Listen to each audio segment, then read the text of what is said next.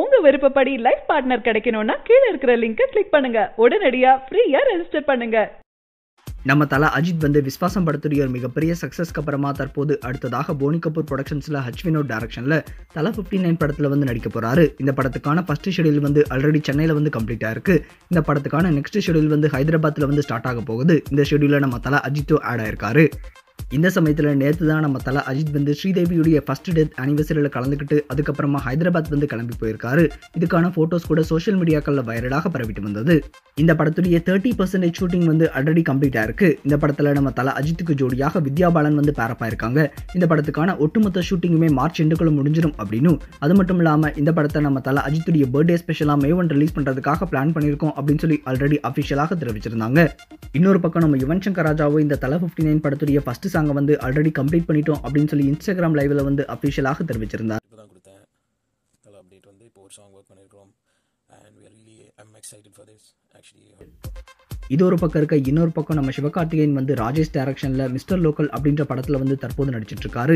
இந்த படத்துல நம்ம சிவகார்த்திகேயனுக்கு ஜோடியாக நயன்தாரா வந்து பேரப் ஆயிருக்காங்க. இந்த படத்துக்கு நம்ம ஹிப்ஹாப் ஆதி இசையமைக்கிறாரு.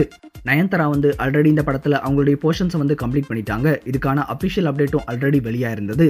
இந்த படத்துல நம்ம சிவகார்த்திகேயன் கூட ராதிகா சரத்குமார், யோகி பாபு, சதீஷ், தம்பி ராமையா அப்படின்னு சொல்லி ஒரு மிக பிரம்மாண்டமான கேஸ்ட் அண்ட் குரூவே நடிக்கிறாங்க. ரீசெண்டா தான் இந்த படத்துடைய ரிலீஸ் டேட் வந்து May 1 அப்படின்னு சொல்லி அபிஷியலாக அனௌன்ஸ் பண்ணாங்க. இந்த படத்துக்கான ஷூட்டிங் வந்து ஆல்மோஸ்ட் கம்ப்ளீட் ஆயிடுச்சு அப்படின்னும், நம்ம சிவகார்த்திகேயனை வச்சு ஒரே ஒரு சோலோ சாங் மட்டும் ஷூட் பண்ணணும், அது மட்டும் ரிமைனிங் இருக்கு அப்படின்ற மாதிரி தெரிவிச்சிருக்காங்க. அதுவும் இன்னும் 1 or 2 வீக்ஸ்ல கம்ப்ளீட் ஆயிடும் அப்படின்ற மாதிரி எதிர்பார்க்கப்பட்டு வருது.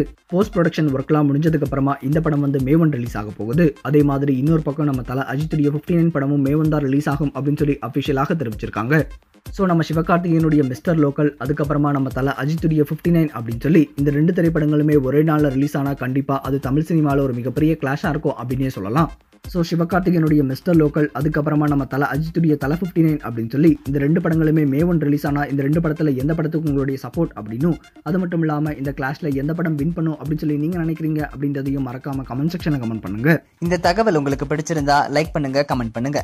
மறக்காம கீழே இருக்க ரெட் கலர் சப்ஸ்கிரைப் பட்டனை பிரஸ் பண்ணி டாப் நியூஸ் சேனலுக்கு சப்ஸ்கிரைப் பண்ணுங்க. நன்றி, வணக்கம். உங்க விருப்பப்படி லைஃப் பார்ட்னர் கிடைக்கணும்னா கீழ இருக்கிற லிங்கை கிளிக் பண்ணுங்க. உடனடியா ஃப்ரீயா ரெஜிஸ்டர் பண்ணுங்க.